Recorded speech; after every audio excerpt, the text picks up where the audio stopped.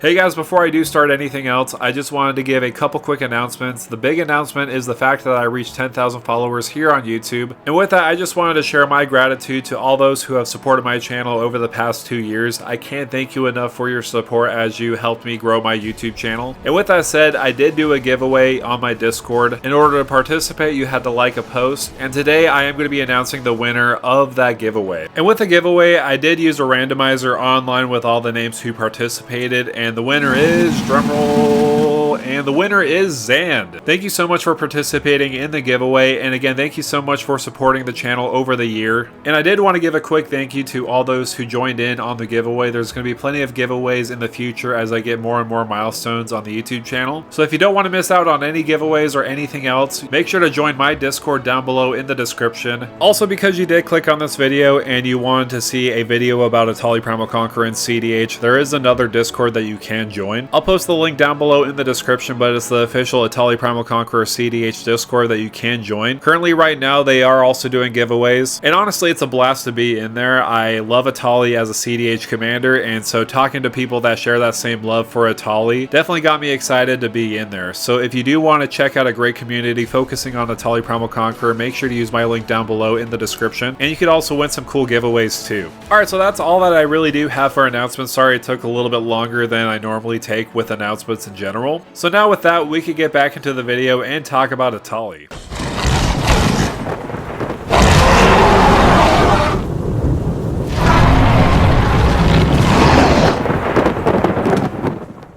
Hey, what's going on YouTube? This is Devin coming back at you with another video today on PubStomp MTG, and in this video today I'll be doing a guide around Etali, Primal, Conqueror in CEDH. And there's a lot of reasons why I wanted to make this video. It's basically been a year since our Lord and Savior Etali has shown his face to Magic the Gathering. Listen, I gave! And so of course, in a year anniversary of Etali, I wanted to make a video specifically around him in CEDH. Another reason why I did want to make a video around Etali, Primal, Conqueror is the fact that he has been making a lot of top 16s with a lot of different pilots, and so that is very exciting to talk about. I will be talking about some pilot stacks later on in the video. And also another big reason why I wanted to focus on Etali is the fact that he's a big giant dinosaur, and what's not to love about it. And those are some of the main reasons why I wanted to make this video specifically for those who may be brewing Etali and are trying to figure out ideas, or for those seasoned players that are playing Etali. This may be a video for you to check out just to kind of give you an overview of what Etali is truly about. But I will say, after a year of experience of playing this deck, this is easily one of my favorite decks of all time. And of course, I probably invested a lot of money, maybe a little bit too much money into this deck, and so that's why I do trust Arcane Fortress. This is easily one of the best deck boxes that I've ever owned, and I'm not just saying that because they're sponsoring this video, but I was pretty apprehensive at first. But after getting it in the mail and using it over and over again, going to my LGS and back, it hasn't had any wear or tear or signs of damage. So with absolute confidence, I could easily say that this will be one of the best deck boxes that you can use, and that you could put complete faith in protecting your own cards. So with that out of the way, I wanted to give you a brief overview of this video and discuss with you some of the strategies you may want to follow with Etali. Of course, my advice is not the end-all be-all. There's a lot of other content creators that have made videos about Etali, and they're probably a lot better than this video, but I'm going to go with it anyways. So the topics I am going to discuss today are why you should choose Etali, some of the combos that you should run in there. I will also dive into the game plan of the deck, what you are trying to achieve, especially in this mid-range hell meta. I will also give you a personal overview of my deck and talk about other decks later on, so kind of give you a compare and contrast, because again, my list is not the end-all be-all to Etali decks. There's a lot of other pilots that do this maybe a lot better than I would. Then after all that, I will just basically give my summary and my final thoughts of Etali, Primal, Conqueror. And with that out of the way, let's get down with the sickness. Oh, brother, this guy stinks! I can't believe I used that. So first of all, I do want to focus on why you should pick Etali, Primal, Conqueror as a commander. I know out of all the other color combinations, Gruul color pairs are usually not typically seen, especially in this day of CEDH. In the current meta, you will see a lot of Tymna Kraum pairings. You will also see a lot of Kinnan or Sisay decks. So you're probably questioning to yourself, if we're talking about these other decks, why is Etali so special? Well, to answer that question, it is pretty simple. It all relies on what Etali does. So first, let's read his ability. So Etali Itali Primal Conqueror for 5 and 2 red, legendary creature, Elder Dinosaur for a 7/7 body with trample. The most important part about this card though is his ETB. When he does enter the battlefield, each player exiles cards from the top of their library until they exile a non-land card. You may cast any number of spells from among those non-land cards exiled this way without paying their mana costs. He also does have the ability of paying 9 and a Phyrexian green mana to transform Itali, activate only as a sorcery. Then on his backside, he's basically a Blightsteel Colossus, but we don't really use that ability too much because we want to get his ETB as much as possible. But then again, you really don't know. There's a lot of situations you may come across where you actually want to flip into a Itali Primal Sickness just in case if there's one person left and you need to swing at them for the victory.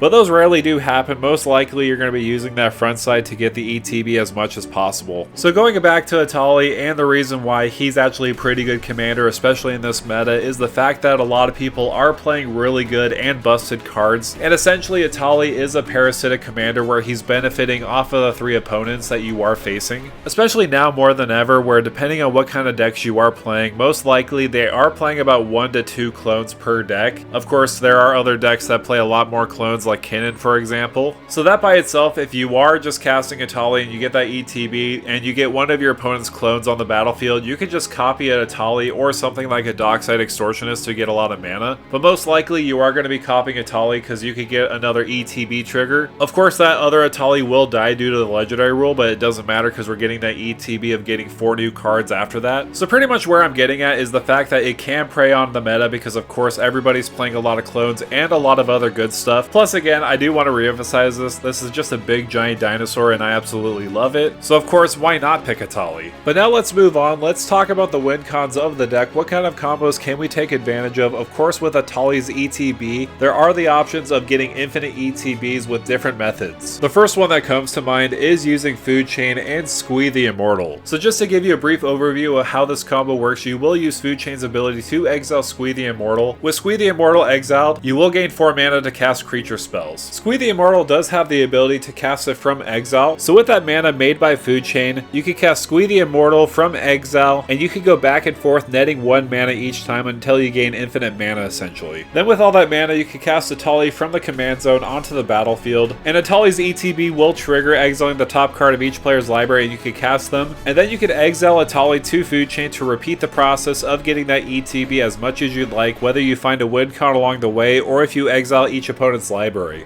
Another way you could gain these results, maybe not the same as Food Chain and Squee the Immortal, but very similar, is by using Dockside Extortionist and Temur Sabertooth. To get this combo started, your opponents need at least 5 or more artifacts or enchantments on the battlefield, which, by the way, is very easy to do with mana rocks and also enchantments like Rhystic Study. But essentially what you do is you can cast Dockside Extortionist, make those 5 treasure tokens on the battlefield, you return Dockside Extortionist back to your hand with Temur Sabertooth's ability, and then you can recast Dockside Extortionist, and you can go back and forth until you make unlimited treasure. Then like the Food Chain combo, you could cast Itali, return it back to your hand, then recast it over and over again to constantly get those ETBs to find a win con or exile each opponent's library. Dockside Extortionist also does work with Cloudstone Curio as long as you have a small creature on the battlefield or you have enough mana to cast Itali Primal Conqueror and Dockside Extortionist with the treasure tokens. You can essentially go back and forth, putting Dockside Extortionist back to your hand when a creature enters the battlefield and vice versa, getting unlimited treasure tokens that way. And then like Temur Sabertooth and Food Chain, you can infinitely cast Itali and get the win con there. Because we are in Gruul colors, we don't have any Dimir color combination combos like Thassa's Oracle or Demonic Consultation to win the game, but we do have some other 2-card combos, and that's using cards like Dualcaster Mage and one of the Twin Flame effects like Twin Flame, Heat Shimmer, and Molten Duplication. I will say out of all the decks that you can run, Itali Primal Conqueror can take advantage of these Twin Flame effects the most outside of the Dualcaster Mage combo. Mainly because if you cast Itali Primal Conqueror and you exile one of these effects, you could just get an extra copy of Itali on the battlefield. Of course, the legendary rule will apply, but that doesn't matter. You'll get the ETB anyways. Besides that point, having 3 different options for Dualcaster Mage to win the game is excellent. In order to get this combo off, you will need a creature on the battlefield that you can copy. In response, you can cast Dualcaster Mage, copying one of those Twin Flame effects. Then with one of those Twin Flame effects, you can copy that Dualcaster Mage on the battlefield, making an extra token copy, and you can repeat the process of copying that original Twin Flame effect to make infinite Dualcaster Mages with with haste and you can swing away for victory. I will say sometimes this is not a guaranteed win though. There are some situations where somebody may have casted the one ring before your turn. Then you cast this combo realizing they gain protection from anything, so you wasted that turn casting dual caster mage, but I mean at least you get rid of the two other players. And this is actually by personal experience. This actually happened to me a couple times. I don't know why I didn't think of it. I always just forget the one ring has that extra ability. So there are ways that this combo can be interacted with, but mostly it's a safe bet being a compact 2-card combo. So now that I've talked about the combos of the deck, let's go over the entire deck itself. Alright, so I'm here on Moxfield. Just wanted to give you a little taste of my deck, talk about the strategy, and kind of show you the deck as a whole, because it's nice to see the whole deck and kind of see my thought process. I will talk about other decks because of course my deck is not going to be the end-all be-all for all decks on Itali, but this is just a good starting point of just showing you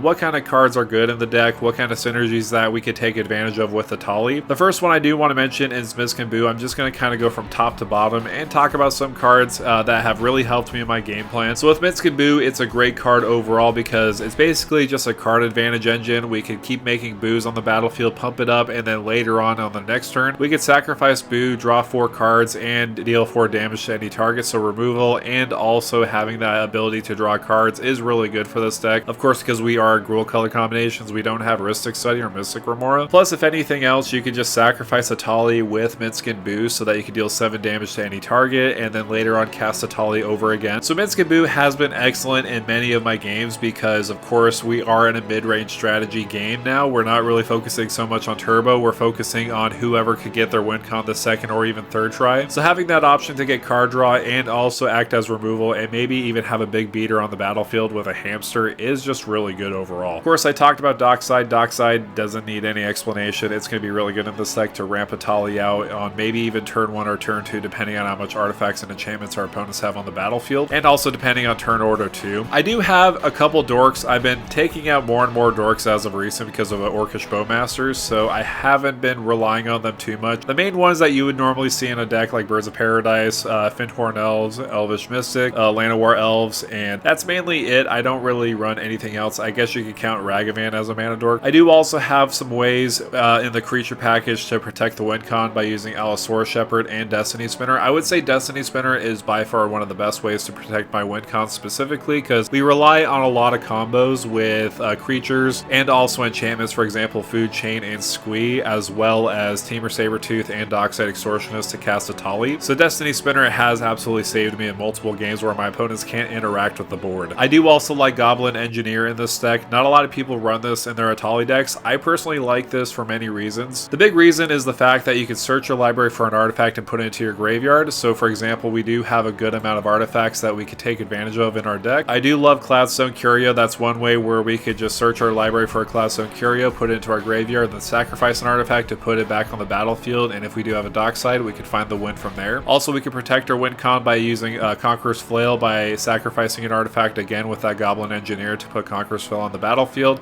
then attach it to a creature we control. Another fun and interesting one is I've actually used Goblin Engineer later on to do a Jeweled Lotus to sacrifice like a treasure token to put Jeweled Lotus on the battlefield, and then sacrifice that Jeweled Lotus later on to cast the Itali, and so that's one way to do so. Again, Goblin Engineer is probably not the greatest thing in the world that you can use, but I like it for the utility and getting specific artifacts that I could use as win cons or protecting my win cons or even just ramping into Itali. Speaking of putting Itali on the battlefield, Hellkite Courser and Hunting Velociraptor. I wasn't too sold on them, but I was pretty convinced with some other deck lists, and after testing a little bit here and there, they're actually pretty good, especially if we ramp into a Hellkite Courser. We can just put Itali on the battlefield and then just return it back to our command zone. I wasn't too convinced of Hellkite Courser, especially because being 6 mana, but having that ability to just put Itali on the battlefield even faster is really good. And then on the next turn, if we have enough mana, we could just cast Itali so we could get 2 triggers off of that. I was also pretty skeptical on Hunting Velociraptor, mainly because it has to get in with combat damage to make sure that we could cast Itali for 3 mana instead of 7 mana, but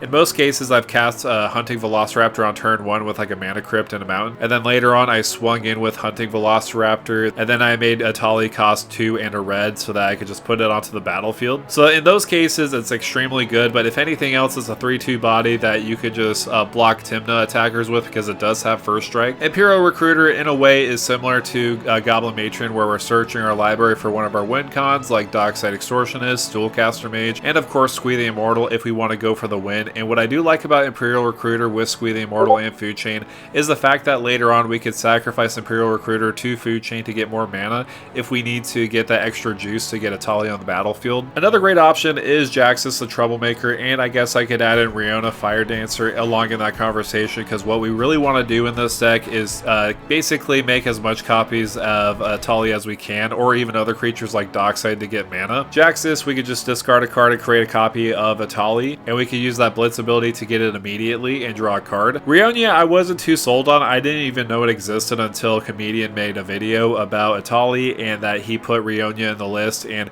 it actually made sense. The more instant and sorcery spells we do cast, we could just make extra tokens of Etali and get more triggers. So that completely makes sense. I added to the list. I have yet to test it out, but I'm absolutely excited to try it out. But I will say the most consistent way you could get Etali out on turn 1 or even turn 2 is by using Treasonous Ogre, dumping a lot of mana into Treasonous Ogre, and then making 7 mana to put Etali out on the battlefield.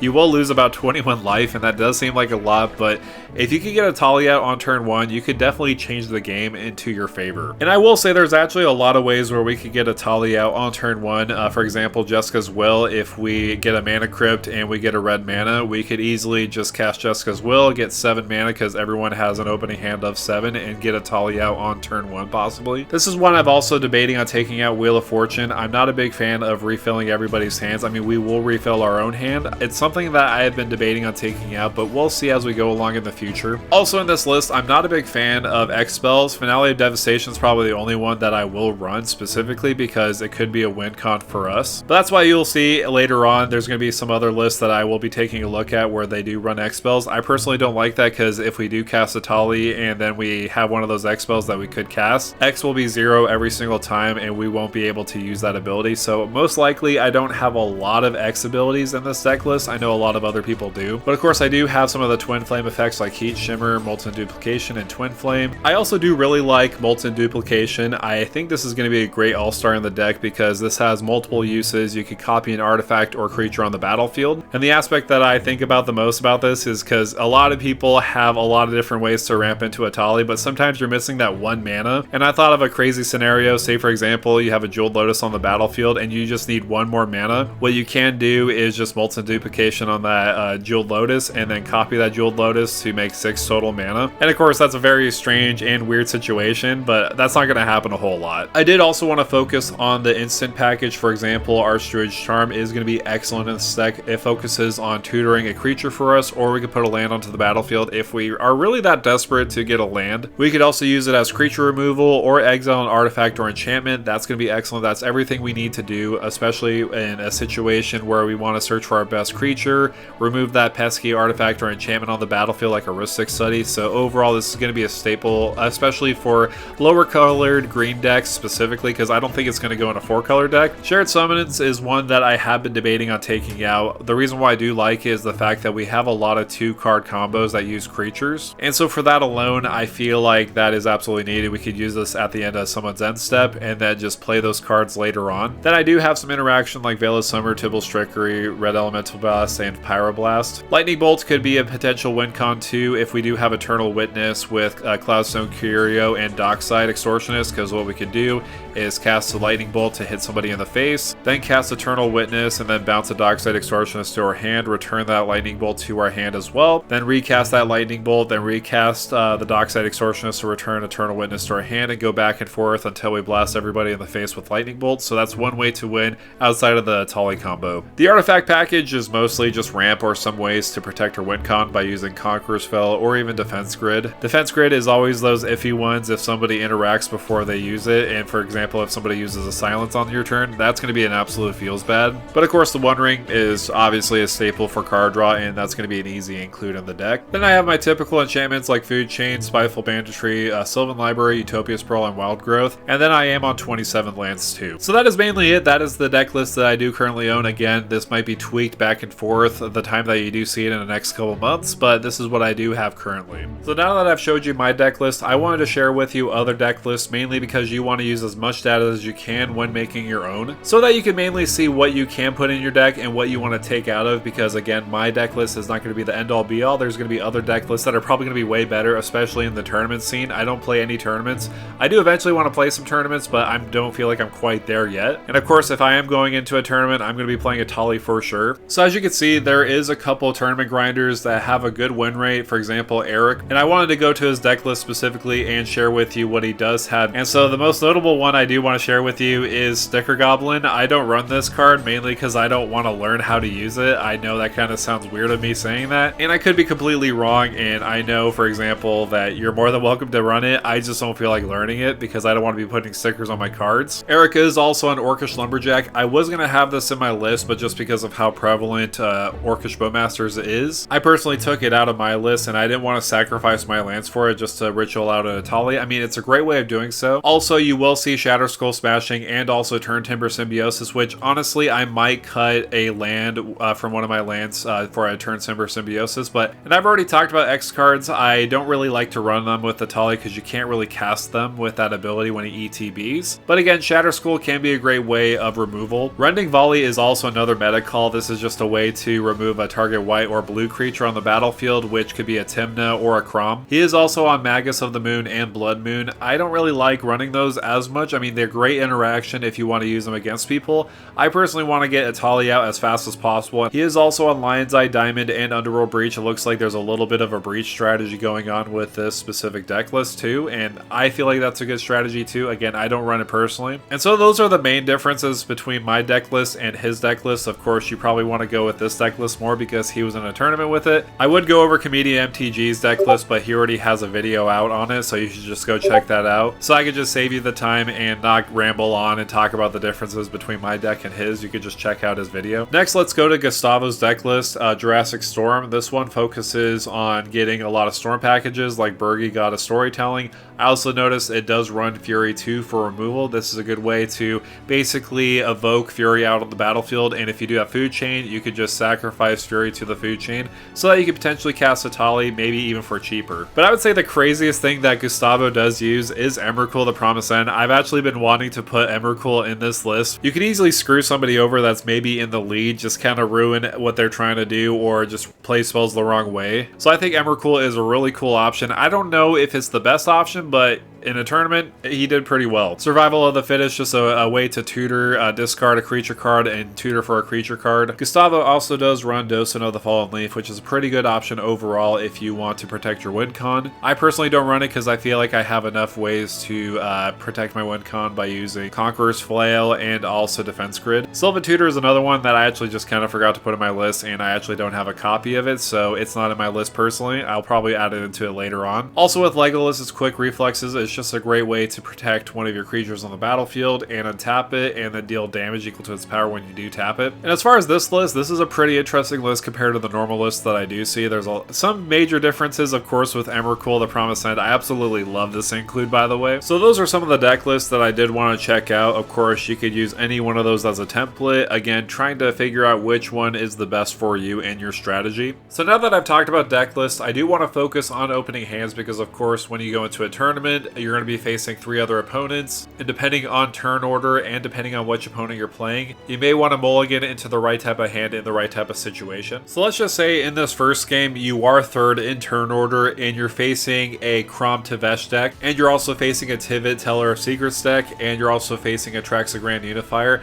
This is definitely going to be a slower game, as you will see with the Traxa Grand Unifier decks. They definitely will wait on your opponents to do stuff until they cast a Traxa. But let's see this opening hand. Let's reset this just to see what we can get. Alright, so we have Minsc & Boo, Tibble Trickery, Boseiju, Deflecting Swat, Return the Favor, Arcane Signet, Multiple Duplication. I could already tell you this is horrible because we don't have really any fast mana or to get Etali out right away, so this will be a mulligan. This is a little better, but not by much. What we can do is turn 1, cast a Forest, and then cast a Birds of Paradise. Then later on, what we can do is cast Rite of Flame and then into a Jeska's Will. Hopefully one person does have 6 cards in their hand, so potentially we could cast a Hellkite Courser to then cast Etali Primal Conqueror. I do also like Delayed Blast Fireball, mainly because if we are facing CEDH Crom, we have a way to deal with a lot of those Thrall tokens, and potentially Crom itself if we do foretell it later on. We do also have Eternal Witness just in case if we need to get something back from our graveyard into our hand. So this one is decent. The only thing I'm worried about is if we're going to be mana screwed for the rest of the game, only having 1 mana, potentially 2 with Birds of Paradise, but again, if they remove that Birds of Paradise,